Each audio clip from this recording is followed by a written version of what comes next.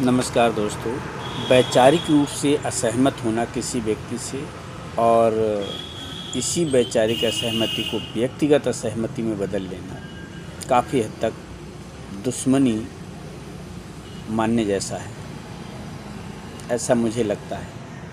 चाहे कोई भी हो, वैचारिक असहमति विचारों की जो तार्किकता है उसके आधार पे लोग अपना देते हैं, लेकिन विचार कौन सा सही, सत्य, उपयुक्त है ये तय करना बहुत मुश्किल होता है, क्योंकि हर एक व्यक्ति को अपनी विचारधारा, अपनी बात, अपना विचार सर्वोपरि लगता है।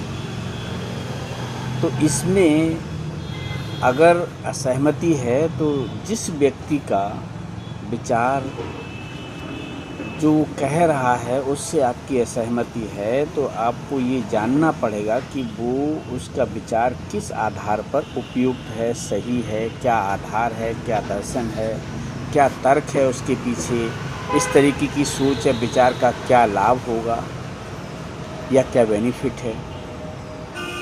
अगर आप ईमानदारी से ये समझ पाते हैं तब तो ये बात ठीक है कि वैचारिक असहमति के अंतर को आप समझ पाएंगे या उसके महत्व को समझ पाएंगे। लेकिन जो लोग ये भेद नहीं कर पाते हैं, वो वैचारिक असहमति को व्यक्तिगत असहमति मानकर और दूसरे व्यक्ति को किसी दूसरे समूह का सदस्य घोषित कर देते हैं, देशद्रोही घोषित कर देते हैं, या दूसरा कुछ और विशेषण उनको चिपका देते हैं। तो ऐसा करने का अधिकार भी भाई आपको नहीं, वो भी देश का नागरिक है। कोई देश किसी के बाप का थोड़े ना है, किसी के बाप का नहीं है देश।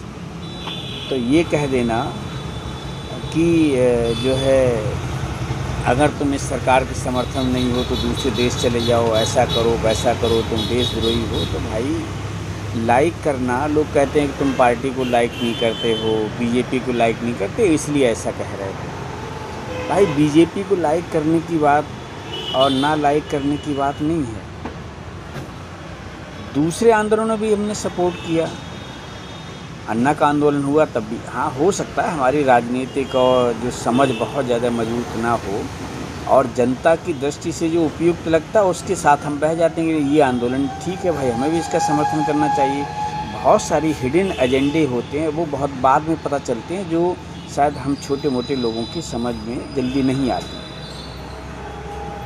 तो बीजेपी को पसंद करना और ना पसंद करने का कोई मतलब नहीं है। अगर सही बात कह दो, सही बात कहना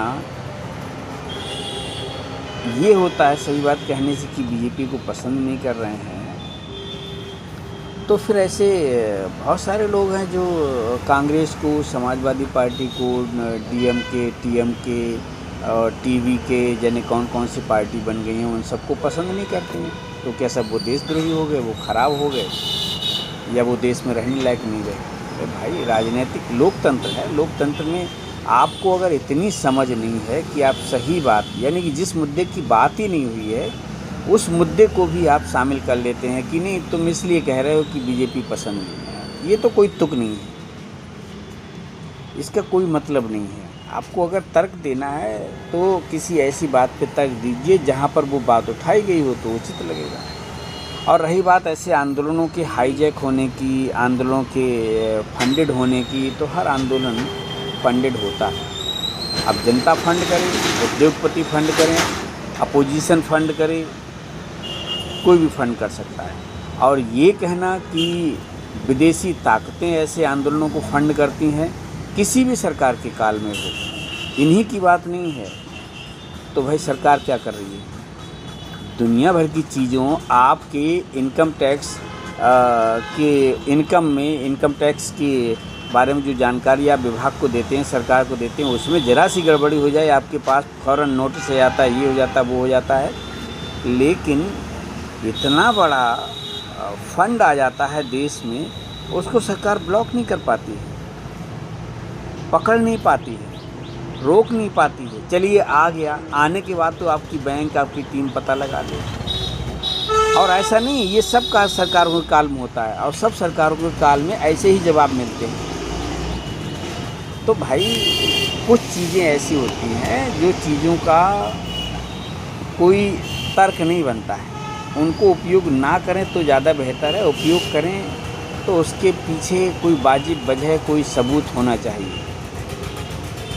खाली ये कह देना कि तुम सरकार के ख़िलाफ़ हो, तुम बीजेपी को पसंद नहीं करते हो, बीजेपी कौन सा तुम्हारा रिश्तेदार है, कौन सा बीजेपी हमारा रिश्तेदार है, हम पसंद नहीं करते हैं। कौन सा बीजेपी जब हमारा नौकरी से हमारे कॉलेज ने आरबीआई ने निकाल दिया तो हमको बचाने के लिए आई, या कौन सी दूसरी सरकार जो पार्टी जो अभी सरकार बनी है वो हमको बचाने आएगी। कोई नहीं बचाने आएगा। बस इतना होता है कि कोई भी सरकारें आती हैं वो कुछ पॉलिसी ऐसी बनाती हैं जिन पॉलिसीज़ का जनता को, लोगों को लाभ मिलता है, तो उसको थोड़ा अच्छा पसंद करते हैं सरकार को। अगर वही सरकार कोई गलत कदम उठा दे, गलत कानून या नियम बना दे, या गलत योजना बना दे, या कुछ गलत तरीके से किसी उद्योगपति को सपोर्ट करे, या विदेश में कुछ गलत समझौता करे, तो वही सरकार बुरी लगने लगती है। और ये होना भी चाहिए, जनता का अधिकार है, जनता को कंट्रोल, जनता के हाथ में लगाम होनी चाहिए, जनता को ही जो है क्या नाम कंट्रोल करने का अधिकार है। ये अलग बात है कि जनता जो कुछ आंदोलन करेगी, विरोध करेगी, जो आबो हवा बनेगी सरकार के ख़िलाफ़, उसका फ़ायदा विपक्ष को मिलेगा। और ये हर कालखंड में होता है। इनके सरकार में हो रहा है तो कांग्रेस को या किसी दूसरी पार्टी को मिलेगा, कांग्रेस के टाइम में हुआ तो आम आदमी पार्टी और इनको मिला। तो ये कोई ऐसी बात नहीं है। और हवा में किसी को देशद्रोही कह देना तो तुम्हारे बाप का कोई देश थोड़े ना है।